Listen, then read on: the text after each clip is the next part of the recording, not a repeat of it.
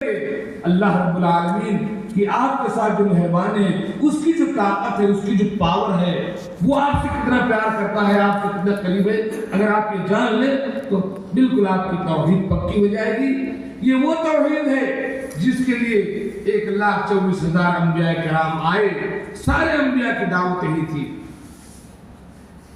اس آیت الکرسی کے ترجمہ سے پہلے ایک حدیث صحیح مسلم کی ہے، اس کو آپ سنیے اور دیکھیے اپنے رب کی طاقت اور اپنے رب کی مہربانی۔ صحیح مسلم کی روایت ہے، حضرت ابو ذر غفاری رضی اللہ تعالیٰ عنہ بیان کرتے ہیں، بارہا آپ نے یہ حدیث سنی ہوگی لیکن پھر سنیں، کیونکہ جب مجلس میں اللہ کا ذکر ہوتا ہے، اللہ کی بڑائی ہوتی ہے، اللہ کی طاقت کا ذکر ہوتا ہے، اللہ رب العالمین اس مجلس کے ختم ہونے کے بعد سب کے گناہوں کی بخشش کا اعلان کرتا ہے۔ ابو ذر غفاری بیان کرتے ہیں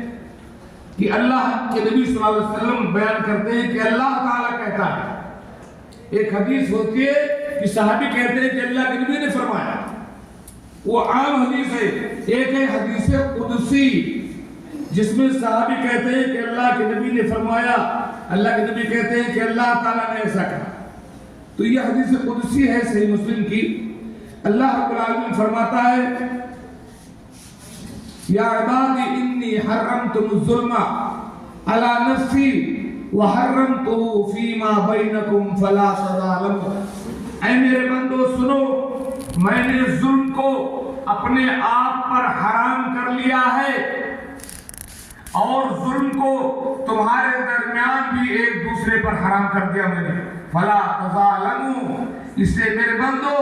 تم ایک دوسرے پر ظلم نہیں کرنا، ایک دوسرے کا حق نہیں ماننا۔ یا عبادی انکم ضالون الا من ہدیتہ، اے میرے بندو تم سب کے سب بھٹکے ہوئے ہو مگر جس کو میں راستہ دکھا دوں، فاستہدونی اہدکم، ہدایت مجھ سے مانگو میں تمہیں ہدایت دوں گا۔ ہم ہدایت مانگتے ہیں سورہ فاتحہ میں، اہدنا الصراط المستقیم، اے اللہ ہمیں سیدھے راستے کی ہدایت دے دے۔ یا عبادی کلکم جائع الا من اطعمتہ، اے میرے بندو تم سب کے سب بھوکے ہو مگر جس کو میں کھانا کھلا دوں، فاستطعمونی اطعمکم، کھانا مجھ سے مانگو میں تمہیں کھانا عطا کروں گا۔ یا عبادی کلکم عار الا من کسوتہ،